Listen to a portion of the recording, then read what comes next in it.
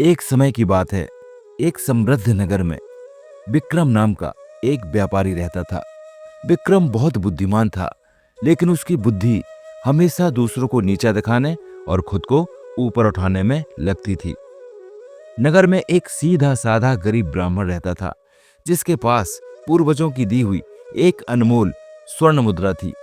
विक्रम की नजर उस ब्राह्मण की स्वर्ण मुद्रा पर थी।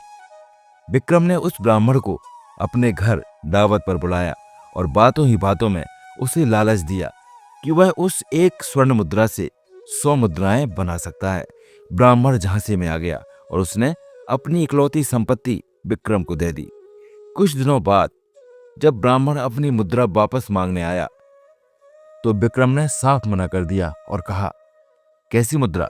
तुम तो यहां सिर्फ भोजन करने आए थे। मामला राजा के दरबार में पहुंचा। विक्रम ने पहले ही गवाहों को पैसे देकर खरीद लिया था। अदालत में गवाहों ने झूठ बोला और बेचारा ब्राह्मण हार गया। उसे नगर से अपमानित करके निकाल दिया गया।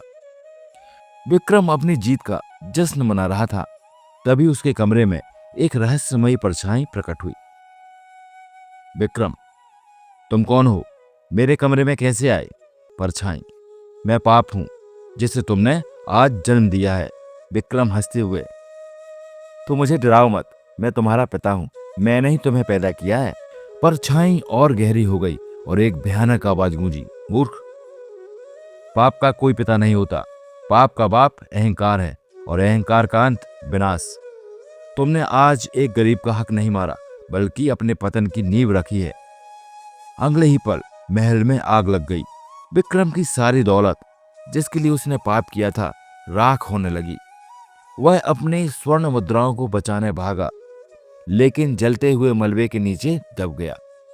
मरते समय उसे एहसास हुआ कि जिस पाप को वह अपना गुलाम समझ रहा था, उसी ने उसे निगल लिया।